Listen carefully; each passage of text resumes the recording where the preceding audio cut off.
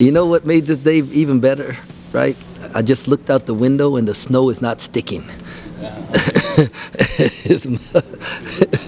Oh man, because I looked, I saw it still coming down. I was like, oh my goodness, I might have to shovel snow. Everybody got their reporters up here. We get in the back. You can't get one of the managers up here. Oh no, Okay, we'll start with an opening statement from Coach, and we'll go to questions. Well, first of all, man, this is such a blessing, and I'm so thankful that God picked me to be here at this time. And sometimes it's kind of overwhelming when you sit there before the game and you see our student body. I mean, like, how about that crowd, right? And it's just incredible, man. I'm just super thankful. I'm thankful for our young men who have this grit and resolve about them that it doesn't matter what's going on, like they figure out a way, and they've got this great belief, not just in themselves, but in our staff and what we're telling them and asking them to do, and they just stay together. And so the most important thing about today was that we protected our home court, right? And that was the most important thing. Coach, was today kind of a study in perseverance by you guys? Man, perseverance is such a big word. We knew this game was going to be like this. We knew it was going to be a 40-minute grinder, and every possession was going to matter, and they would make runs and we would make runs. And I think our guys, understanding that mindset going in, didn't allow themselves to get flustered by anything. And was that, you were down 8, was that about 3-minute stretch as well as you guys have played all year? Yeah, I mean, I just remembered the noise the crowd was making, right? Like every deflection, every tip, every bucket, like the decimal meters just kept going up and up. And, when your crowd is loud, the louder they are, the faster you should play. And our guys bought into, so it was pretty cool. After the equity that you kind of put into it, how rewarding was it to kind of hear Sandstorm kind of go off the way that you'd like it to go off? Very proud to hear that. I actually did not know when they played it, right? Like I was in doing what I was doing, but Gene told me afterwards. And so proud of our student body. And we got a great group of students, and they are buying into what it means to build a championship culture and to really love our university and what we are about. And so just proud of them. As soon as you guys go down 45-37, you bounce right back. Did you learn anything about your team then, or did you already know that they had that kind of resolve? No, I knew we had that kind of resolve. In the timeout, I told them, hey, we're going to score, right? And then it's going to be a 6-point game. That's a 2-possession game, and there's a lot of time on the clock. And they said okay, and they went out and they executed. What can you say about Ish Massoud's consistent energy off the bench? That Ish is there's this phrase these days where people call someone a two-way player, right? Oh, he's a two-way player. And I know in football, right, like there's an offense and there's a defense and you sub and you have a punter and a kicker and they're like those kind of things. But in the game of basketball, everybody has to do everything, right? We don't get to pause it when it crosses half court and then put a next group in. And what Ish is buying into is being a complete player and understanding that all the little things matter, right? Not just the ball going in the hole. And in fact, he turned down a 3 I wanted him to shoot. And so we'll go, like us understanding, but he did it because he said, Coach, I was trying to do what I felt you wanted me to do. And that was really cool. I told him thank you, because he's really thinking about what it takes to win basketball games. And so Ish we call him Big 12-ish. Like we like this Big 12-ish. You told a story earlier this week about Ish not diving for the line during Shark Week. When did things kind of start to flip for him, I guess, in terms of his investment and buy-in to what you guys were trying to get him to do? Probably like right before the Big 12. I think there was I can't remember what the game was, but I didn't play him very much. And both he and Taiki, and I just asked him, like, do you enjoy, like, sitting on the bench, or are you gonna be happy about the 12 to 15 minutes that you're playing? And he told me his thoughts, and some of them were very valid. Like, he had very valid points, and we had a really good discussion. And I said, this is what I need from you, and we started playing Big 12 games, and we've seen Big 12-ish.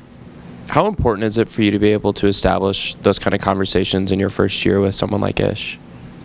Well, I think it's important to have those kind of conversations with all you guys. Like, I mean, in a day and age when guys can transfer and play right away, important is there if you're playing games or you're lying to them, you're not being really transparent with them, then you're going to lose them anyhow. So I'd rather just, like, have those frank conversations, and because we're trying to build grown men, right? Like, take boys and make them men, and you have to be able to have tough conversations with them, and then they have to be able to make the right decision after that.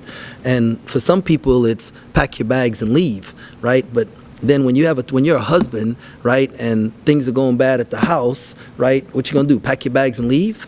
No, right? We stick it out. We have commitments and we stick them out, and those are kind of lessons that we're trying to teach these guys. They're gonna help them way past after they play basketball.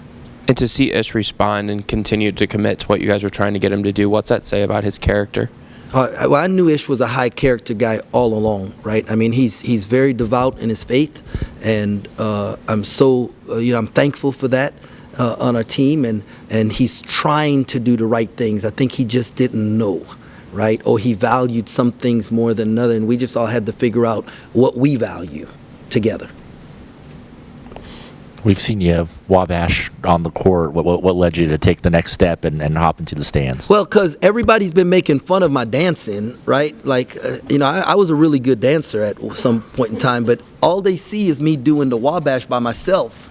And so they think that's how I dance. So I said, next time I do this thing, I'm jumping in with the students so they can see that everybody is doing this, and I'm just being a part of them. So that, yeah. And then how nice was it for Keontae, after a half and some change of struggling, to kind of find a little bit of momentum and then kind of get his offensive game going? No, we needed him. We told him, hey, Key, we need to be more aggressive. I think he'd only taken 2 shots or something in the first half, and like, dude, you gotta be more aggressive. And because him taking a tough shot is sometimes better than somebody taking an open shot. And I thought we did a better job as a staff of manipulating their defense and giving us better driving angles and things, and putting them in a little better position than we did in the first half. Did you guys do anything differently to get Marquise going today, or is that just him making shots and being aggressive early on? No, he was making shots and being aggressive. Keith, I thought against Kansas that was his best point guard management game of the year, right? Like, they took things away from him. He didn't let it rattle him. He managed the game. He did some really, really good things as a point guard, right? That don't show up in the stat sheet. But like, that young fella likes to see the ball go in the hole, and that's what gets him going. And so, he was determined to have a good game today, like shooting wise. And so, and we needed it. So. Coach, everyone talks, you and your players talk about doing the next right thing. Mm-hmm. And today you were able to do that, coming off an emotional win against KU. Some people might have thought this was a trap game, but Texas Tech is really good. How hungry is this team? Man, I don't know how to answer that question or to gauge it. What I do know is that they're not satisfied. They don't think we're as good as we can be.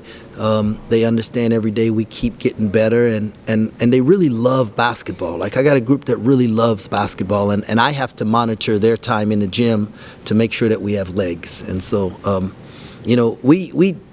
frankly, we probably enjoyed the Kansas win too much, and still had a little hangover in our first practice back. And I had to stop practice and say, hey, y'all go home, and we'll come back tonight. And because we're not getting better. We weren't going 1-0 in practice, and they left, and we brought them back, and had some stuff prepared for them. Nothing physical. I'm crazy, but I'm not an idiot. I knew we needed legs, and and the guys saw it and bought into what we showed them and understood. And then the next day we had a really good practice yesterday, which led into today.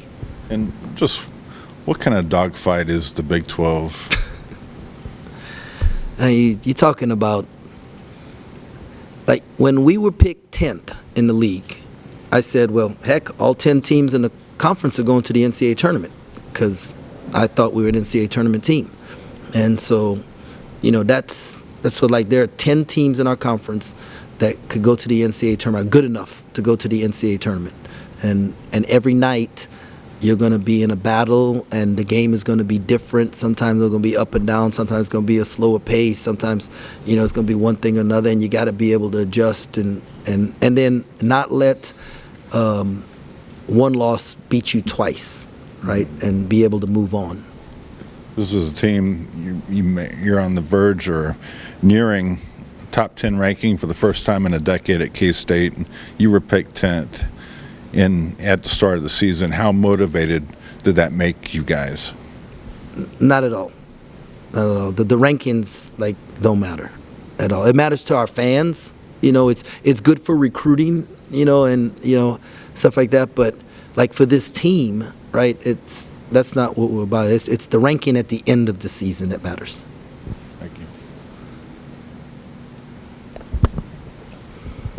I know it was only a couple minutes, but how nice was it to get David out there and in the swing of things again? Oh, it was really good, really good. He had he moved around well yesterday. This morning he came and moved around well. Said he felt he could go some. We got a plan for bringing him back to where he was before he got hurt, and so very excited. Keith really filled the stat sheet tonight. What's it like seeing a 5'8" point guard grab 8 rebounds? Man, well, we told everybody else to hit somebody, and then Keith, you're the fastest guy. Go run in and grab the ball. And no, he's just a competitor, right? Like, if there's one thing you know about that dude, he's gonna compete, right? And it shows up. Whatever we need to do to win. And then your two stars. They see it's either Keith finishing a game out or Keontae finishing a game out. How key is it them down the stretch to put teams away? Big time players have to make big time plays and big time moments, and both of these guys have done that. But those other three guys that are out there with them do a really good job of setting the stage and doing what they need to give them the opportunity to do that. So really, winning close games down the stretch it's a whole team effort. And then my last one is, were you surprised at all when you initially got to campus to see, the only two returners, that how devout they were in their faith with God?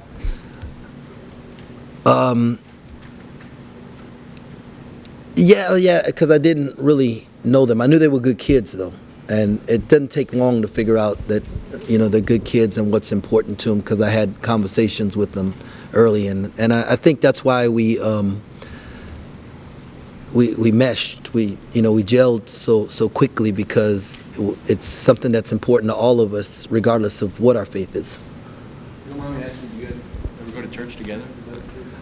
No, I haven't done that with them. Coach, as far as defense goes, would you say this was one of your better efforts of the season?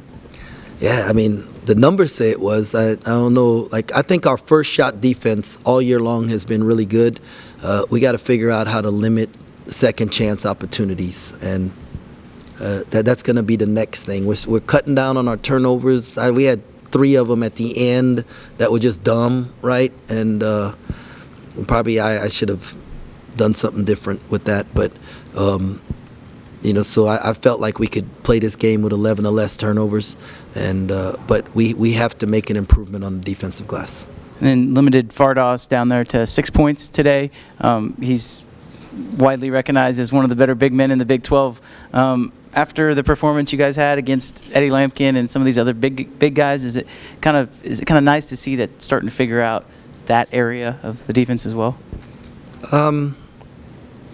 Yeah, he's good and he's big, but he's not Eddie. There's a difference there. But he's good, right? Don't get me wrong, he's good and he's huge and he caused us problems. Eddie's a little different animal, though. In Big 12 play, Keontae's recorded at least 6 rebounds, or 8 rebounds, in all but 2 of your guys' games. Was that something that you guys really wanted to kind of hammer home and increase his production on the glass? No, it's what we needed. And he wants to win, and so he's doing what it takes to win. Coach, you talk a lot about culture and not just being you or the coaches or the players, but the university as a whole. Why is culture, including the students and faculty of the university, not just the team? You know, I think it's important to me that we represent our community and our campus, and learning what I have about the student body and this community is that there's a great passion there, and that's a good thing. But your greatest strength can also be your greatest weakness a lot of times, and so we just have to. What we want to do is all channel the passion in the same direction, and because nobody ever accomplishes anything great by themselves. We need our student body. We need our community to support us to make this program what it's capable of being. And it is capable of being one of the top 5 programs in America, night in and night out, every year. And, you know, I mean, that's why I came here. It'll be a short turnaround because we play Tuesday. So I don't know if anybody wants to ask about Iowa State. I know Coach probably hasn't watched them, but if you want to just get those a little bit Monday. What are your recollections of playing together? Oh, the magic, right? Man, a very knowledgeable fan base. It was always like cool to me that they didn't wait for their players to make a great play to cheer. Like when things weren't going well, they would start cheering them to try and motivate them to do well. That was really cool. And then when the students used to like come running in, and you know, like that was when you're warming up on the floor, and all of a sudden they open the door and then they come like running into their that's really cool. And then I remember the students doing the lions and tigers and bears, woo, you know, things. So you know that we had some great games there. While I was at Baylor, we had the opportunity and the privilege of winning quite a bit there, and so we'll see. But I know they are really good, man. They are really good. They're really tough. TJ's doing an unbelievable job with them, and so it's going to be another Big 12 battle. Do you have more and more discussions with your team about kind of having the target on your back since you'll be sole possession of first place for that night? Yeah, you know, yes, we do talk about it. Not because we'll be in sole possession. Like where it is at right now, we were one year we was 2-8 at Baylor, won like 8 of the next 9 games, right?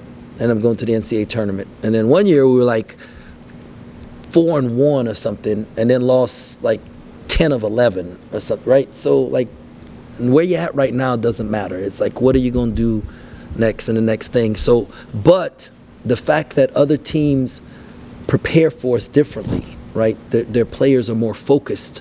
We talk about that all the time. How focused were we going into game X or game Y or game Z?